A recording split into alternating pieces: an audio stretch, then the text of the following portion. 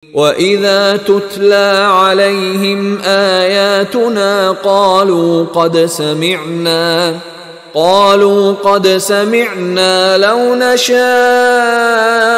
لقلنا مثل هذا إن هذا إلا أساطير الأولين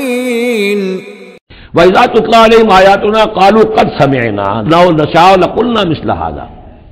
اور جب انہیں ہماری آیات پڑھ کے سنائی جاتی ہے تو وہ کہتے ہیں ٹھیک ہے، بہت سن لی ہم نے یہ آیات، بہت محمد آپ نے سنا لیا، کوئی ایسی بات بھی نہیں ہے، ہم چاہیں گے تو ایسا ہی کلام ہم بھی کہہ لیں گے۔ جرأت نہیں کی کسی نے کہ آئے کہ یہ کلام میں نے موضوع کیا ہے اور یہ قرآن کے برابر ہے، تو کوئی کمیشن بٹھا لیجئے، کوئی سازش بنا لیجئے کہ تو طے کریں، یہ جرأت نہیں ہوئی۔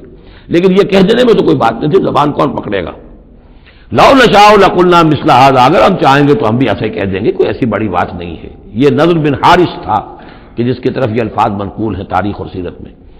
ان هذا الا اساطیر الاولین، یہ نہیں ہے یہ مگر یہ کہ پچھلوں کی کہانیاں ہیں، قصے ہیں، جیسے آج بھی مستشرقین کہتے ہیں کہ کچھ تورات سے کچھ انجیل سے محمد نے لے لیا جوڑ جاڑ کر اور یہ قرآن بنایا ہے۔